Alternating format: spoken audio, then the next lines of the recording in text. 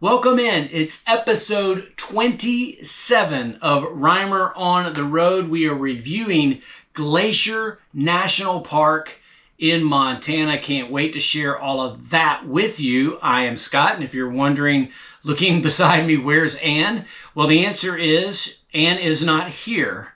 Where she's at and why she's where she's at will be revealed here a little bit later in episode 27, so tune in for that. It's just Leo and I right now. We're kind of doing the bachelor thing for about 8 days, and if Ann were here, she would want to make sure you do two things. Number one, go to Instagram right now and follow Reimer on the Road. She will continue to update in a little bit more real time, as we've said in previous episodes to you. So make sure you do that. Give her a like on Reimer on the Road. And she would also tell you where we're headed next. And that is Olympic National Park in the state of Washington. We're actually staying in two different parts of Olympic National Park in Washington. She's missing the first half, but we'll be back for the second half of that. So give us all of your feedback on what to do in Olympic National Park, whether you want to do that by responding here in the comments on YouTube, go into Facebook, Reimer on the Road, on Instagram. You can give feedback there on what to do. Also, you can email us. It's reimerontheroad@gmail.com. All of that information we use to try to map out what we do, when we do it, and how we do it. So it's Olympic National Park. You'll hear about that in another couple of episodes. But for this episode, we got the band back together. Both Megan and Taylor were able to join us in Glacier National Park. That's episode 27. Here we go.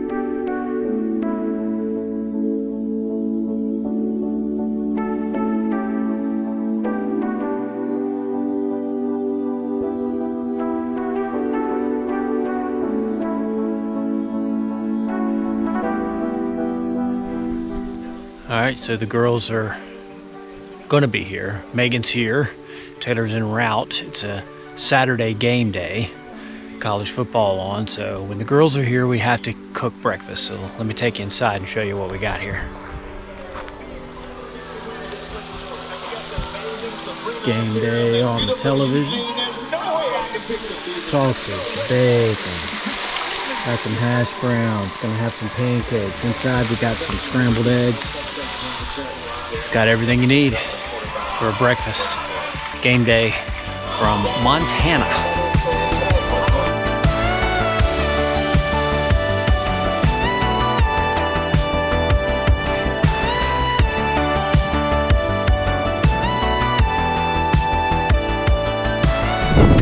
Look that way. Look. They are. We also install solar other way. Look. for temperature and humidity control. Reaping rebates from Duke Energy and get up to $1,200 in federal tax credits. Hurry, call Koala Insulation at 864-867-1779 today. I'm Ryan.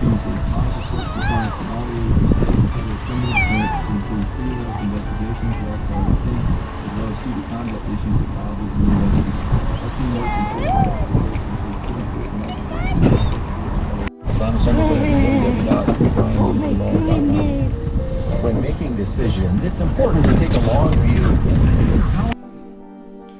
Okay, when most people think of Glacier National Park, they think of the views from the Going to the Sun Road. That's kind of their image of this national park. And having done it now, it's for good reason why people think of this road and this scenic drive when they think of Glacier National Park. The actual road itself is longer than I thought it would be. It's 50 miles total if you traverse from the west side of Glacier National Park all the way to the east side of Glacier National Park.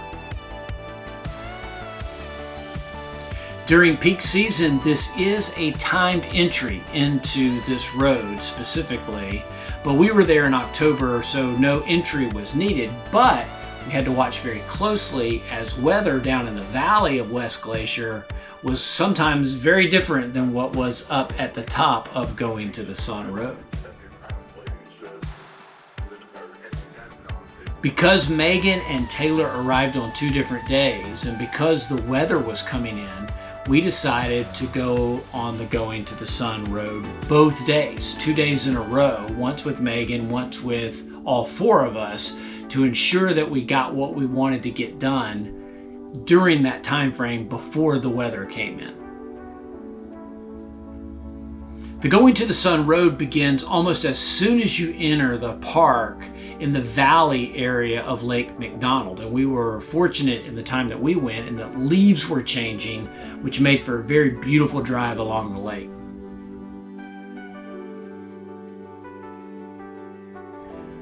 At about Crystal Point, the road does a big switchback, and when you do that switchback and you go a little bit vertical from there in altitude, you begin to see why people talk so lovingly about the Going to the Sun road, with absolutely stunning views of the mountains.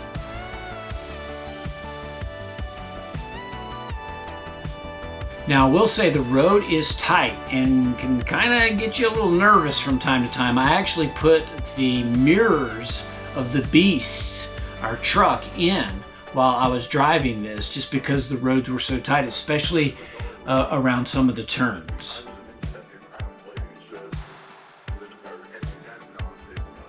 In addition to the great views along the way, the apex of the drive is called Logan's Pass, and it's the highest point on the road, right at the Continental Divide. They have a visitor center there, some restrooms, and a couple of hike locations and trailheads right at the top there in Logan's Pass.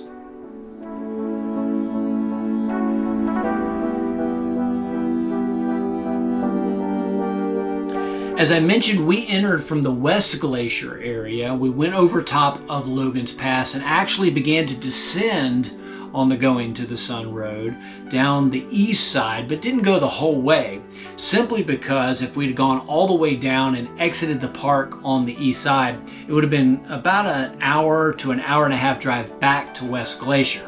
So we apexed over Logan Pass, went a little bit further, saw a few more overlooks, and then simply turned around and went back down on the west side of Glacier National Park.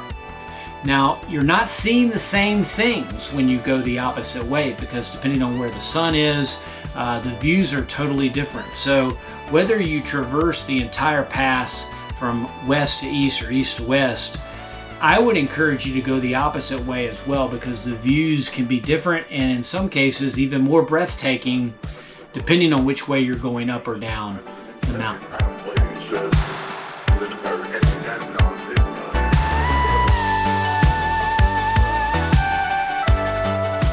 They do have several shutoffs throughout the Going to the Sun road, where if weather comes in like it did with us, they don't necessarily shut the entire road down due to snow. They will shut just the higher elevations, similar to what we saw in Rocky Mountain National Park. But at some point, and it was actually just a couple of days after we went up on the road here in mid-October, they shut it down for the entire winter, simply because the amount of snow that they get on it is not, they're just not able to clear it off in any type of way for our vehicles can traverse the mountain and the drive. However, they do open it up for hikers, I think maybe some snowmobilers as well, at different stages throughout the winter.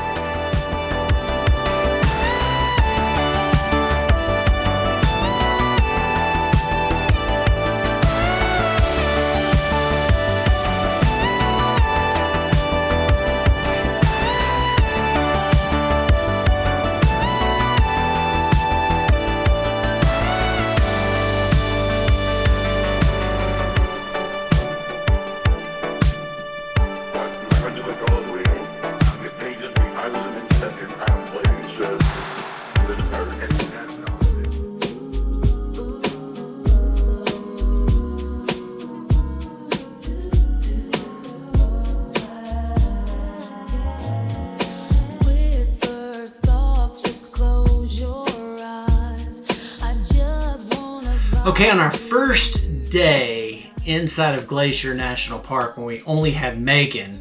We got up to Logan's Pass on the Going to the Sun Road and did one of the two primary hikes that you can do from Logan's Pass. And this particular hike was called Hidden Trail Lake.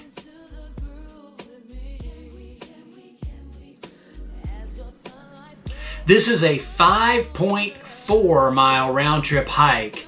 It's listed as moderately difficult, but I would say that there's a pretty good amount of elevation change going up the beginning of the hike, about a 900 foot, I think, elevation change. It was for the most part, had boardwalks and steps along the way. There were a couple of areas where the boardwalk went away and the steps went away.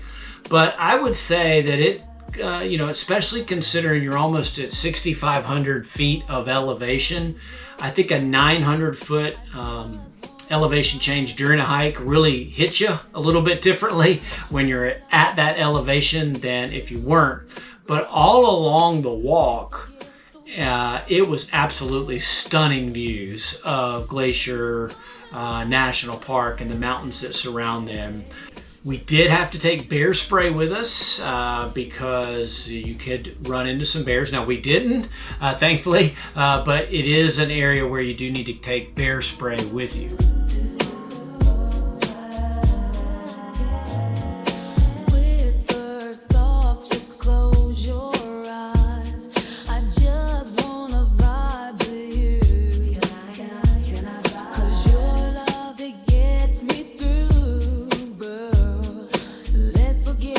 The hike is one where you go to and then back. So if you can't make it all the way to the hidden lake, you can always turn around and go back. And it's downhill on the way back, which is always a good thing. But if you can hang tight and get that 2.5, maybe 2 3/4 mile, when you get to the overlook of Hidden Lake, it's truly worth it with the mountains in the background, the Glacier Lake below you, truly a beautiful sight. We stopped at the overlook of Hidden Lake Trail. You could actually walk another 2 to 3 miles. That would get you down actually to the shoreline of the lake, and then of course you would have to walk back up the hill and up the valley to get back onto the main trailhead, which we did not do. We had enough at that point of walking. It was a long day for Megan as she had flown in. But even if you stop at the overlook, it's an amazing view. But if you go all the way down to the lake, I'm sure the waters were crystal clear, much like what we saw at Lake McDonald later in the week. In this moment, let the records play. Just sink into the groove with me. Can we? As your sunlight breaks my gloom, girl, we'll be dancing to our own beat.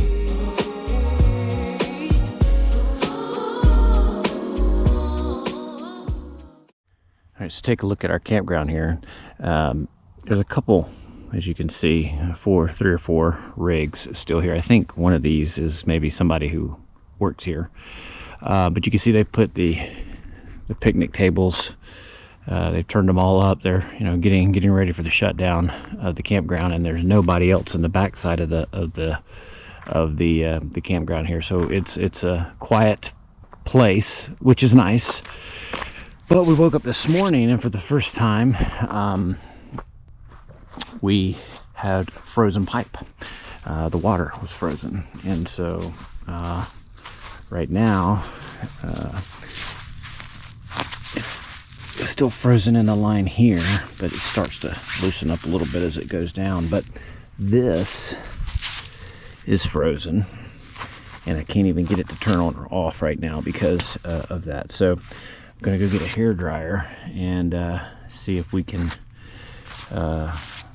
unfreeze it right here and get some water back in our rig.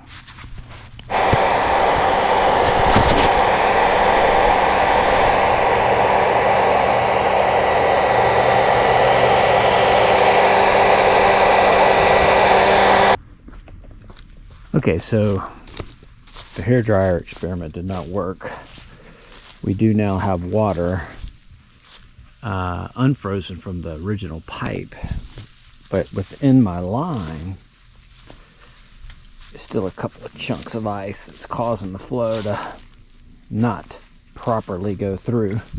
So I've tried to put the hose totally exposed into the sun,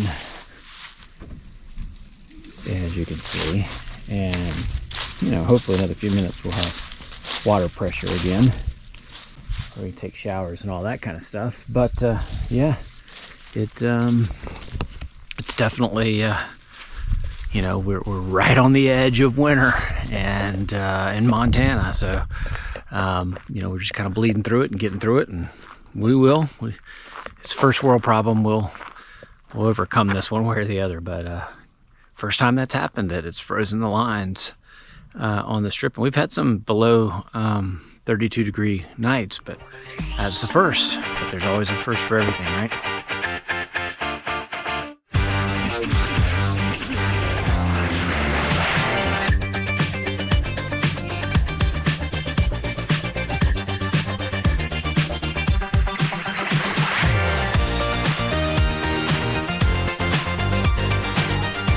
Okay, Ann is not here to dispute me, so I'm going to get away with saying what I think was the best part of Glacier National Park. And it wasn't the Going to the Sun Road, which was awesome, by the way. It was the Avalanche Lake Trail hike that we took, which meandered its way through the forest and had a great reward at the end of the hike. Now this was a cold morning, so we had to bundle up and get in our hoodies and our gloves. Once the blood started pumping a little bit, we shed some clothes, but it was a cool, brisk walk through the forest to begin with. The great thing about this hike is that it was at a lower altitude, so even though the Going to the Sun Road was closed due to the snow that had come into the area, this part of the national park was still open.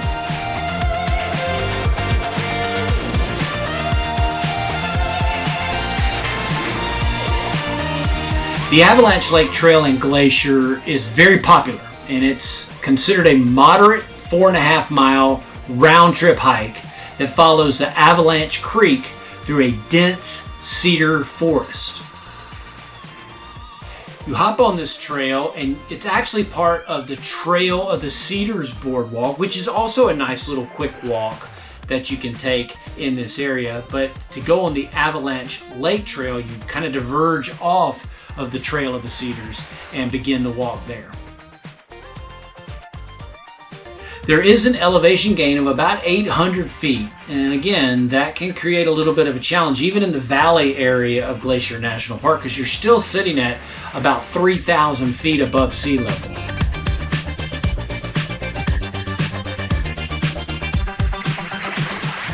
The hike features a walk through the forest and a bunch of ancient western hemlocks and cedars, and you kind of traverse through the Avalanche Creek along the way.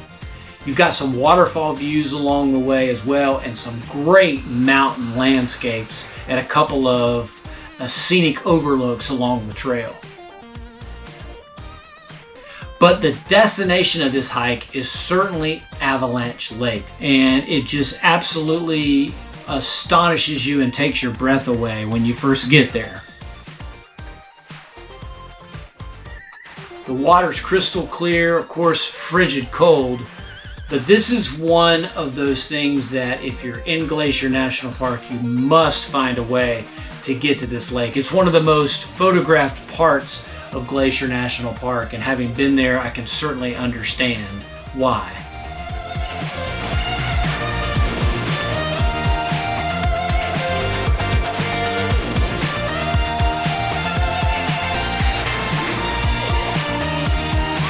For this particular hike, much like all of Glacier, but even more so on this particular hike, parking is very difficult to find.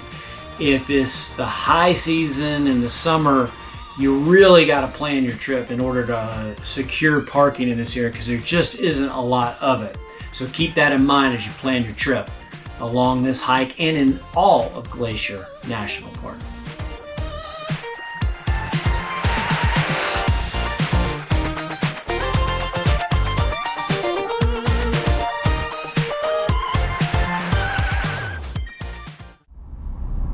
Okay, I just left Seattle Tacoma International Airport, dropping Ann off for a flight. I'm sitting in some traffic here. Look, we had a little fender bender here on the 5 in Washington State. So I had a minute to kind of update you all on some life that has happened to Reimer on the Road. You may recall when we began this trip in one of the early episodes, we said that it is possible that something in life will take place that will make us have to alter the trip. It might even derail the trip, or it may just need a little bit of a tweak. And thankfully, this isn't a derailment. It's just a little bit of a tweak. Our daughter Megan, whom you have seen in some of the episodes if you've been following along, lives in Kansas City currently, and had the opportunity to accept a position with a different company in Charlotte, North Carolina, which is very close, obviously, to where we live in upstate South Carolina. So it was a huge opportunity and a huge blessing for her to be able to get closer to home. Trick was, however, we had to figure out a way to get her home because she's got an apartment in Kansas City, and we needed a U-Haul, and she has a car, and getting her to Charlotte, get her moved in, and all that kind of stuff. And so Ann and I discussed it, and that I would stay on the trip, and Ann would fly back, or would fly to Kansas City, and help finish packing Megan up, get her to Charlotte, and then Ann will go from Charlotte back to Seattle to pick back up on the trip. So that's what we're doing. So she won't miss actually being able to be in Olympic National Park by this. Her days will just be reduced in it. And, again, all that's fine, and we wouldn't have it any other way because we have Megan, or will have Megan back in Charlotte. So the traffic is broken. I'm headed back to Olympic National Park, and we'll continue on with the episode. So you're letting Taylor do it? Yeah. Since she's out on her first trip with us. Now you got to put it on good. There's a high standard. Real hair. Look at there. Look at there. I think that's pretty good. You think it's pretty good? I might be biased, but I think it's pretty good. You did a good job. Excellent job. Okay, there you go. That's Glacier National Park in Wyoming, and I hope the video and the pictures do it justice because it was absolutely spectacular. A couple of things about Glacier National Park that I think might be helpful if you're planning your trip there. First of all, we stayed in West Glacier. I'll talk about the campground in just a moment, but the little village of West Glacier, which is very small, but it's right at the western entrance to Glacier National Park.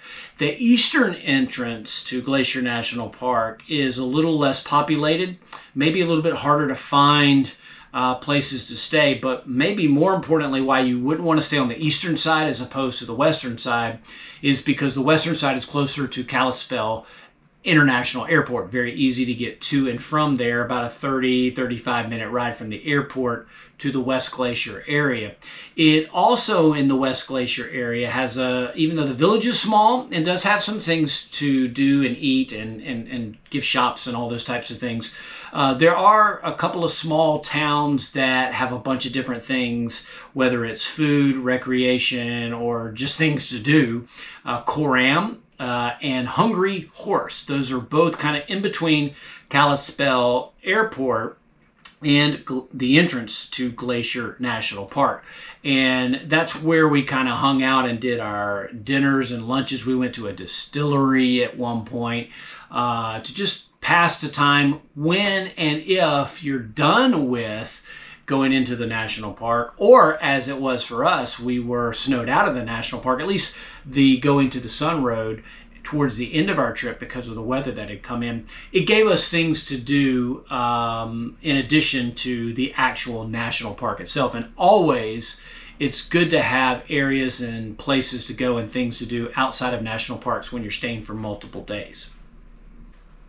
West Glacier is also really close to the entrance, but that also gets you into the Lake McDonald Valley area, which proved to be a critical place to be close to once the snow came in and the going to the Sun Road was closed because of the snow. That allowed us to have things to do in the Lake McDonald or the Abcar area of Glacier National Park. It's inside the park, but it's at a lower elevation where the weather, and specifically the snow, if you're coming in the spring or the fall, won't impact you. And we were able to do the avalanche hike there. You can go to Lake McDonald there. It's known for its colorful red stones. That was a really cool place to go visit. The scenery from the lake is awesome with the mountains in the background, especially after they had snow on them. But the lake itself has a lot of summer activities if you're coming in the summer. Of course, we were outside of the summer, but it still had amazing views. The village there of Abcar is pretty neat. And of course, the original Lake McDonald Lodge, which was where everybody came to visit before the national park was as famous as it is today. So all of that, I think, is a really important and neat opportunity to do at lower elevations if you're in that shoulder season of spring or fall. One thing Anne mentioned multiple times, and I could not agree with her more, is there is timed entry when you go into the national park, Glacier National Park, in the peak season. But even with timed entry, parking is a premium.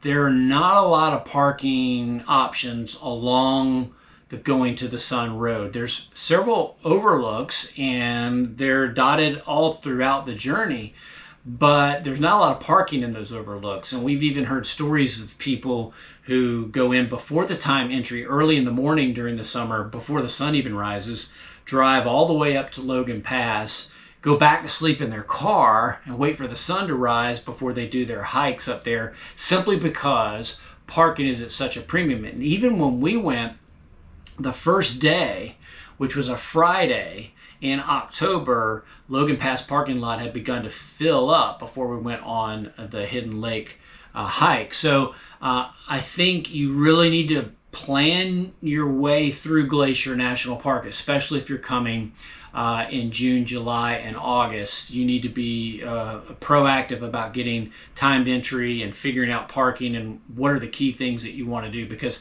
I do think that would be a priority considering what we saw along the Going to the Sun Road.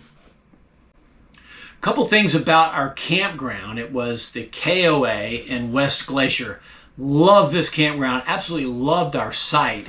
We were about the only ones in the entire campground because they were about to shut down. Literally, the day we left was the last day that they were going to provide water to the campground. So it's in essence shut down. You could come in and camp and overnight if you needed to, but they were going to close the water off because of the temperatures and of course getting so cold and freezing the pipes and all that kind of stuff.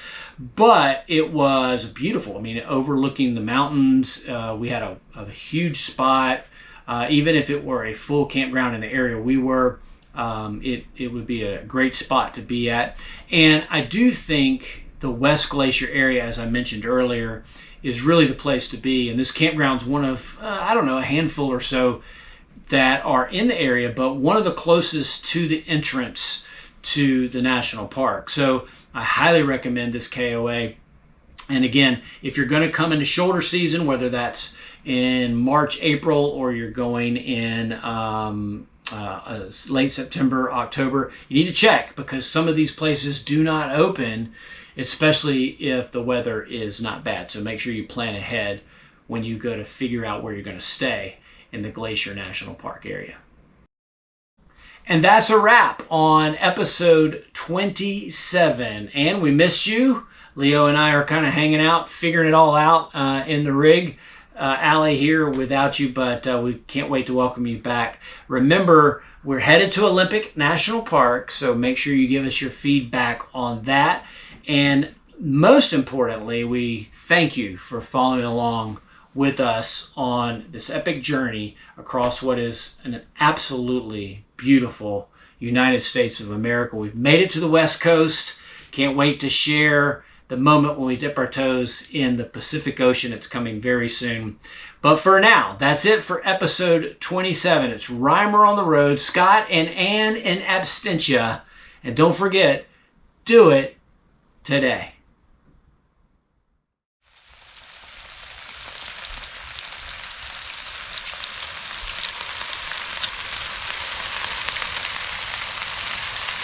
Something very satisfying about cooking breakfast in the crisp morning air with the entire family here. Beautiful sunrise coming up and snow-capped mountains off in the distance. It just doesn't get much better than this.